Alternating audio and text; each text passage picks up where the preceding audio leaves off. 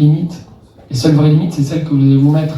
Parce que si vous faites sauter les limites, si vous dites que ce que vous avez envie de faire, quelle que soit votre origine, vos moyens, votre formation, même si vous n'avez pas de formation, tout est possible. Et vraiment, croyez-moi, quand je dis tout est possible, moi je travaille dans la mode par hasard, je suis un passionné de musique. Et il y a quelques années, j'ai eu la chance, pour un événement qu'on organisait avec Ouillard, de rencontrer une artiste exceptionnelle qui avait choisi la France, qui était malheureuse.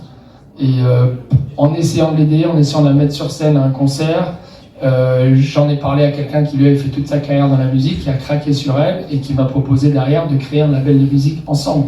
Jamais j'aurais pensé faire ça. Aujourd'hui, on a un label, on s'éclate, on accompagne des jeunes artistes.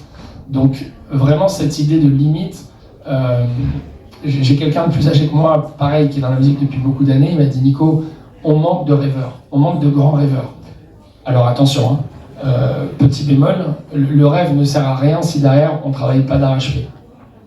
Il faut se donner à fond, il faut, comme on dit, tomber 7 fois, se relever 8.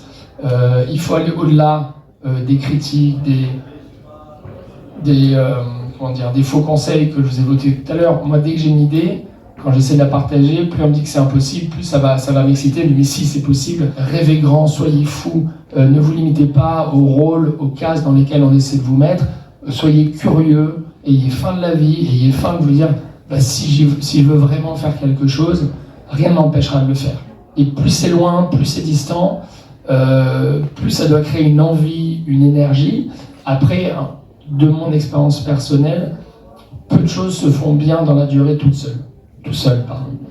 On a toujours besoin, on ne peut pas être bon sur tout. Alors si on est intelligent, on peut faire semblant, on peut s'arranger, on peut travailler un peu plus pour compenser ce qu'on fait mal, mais c'est tellement plus riche, tellement plus excitant d'aller trouver les personnes qui sont complémentaires.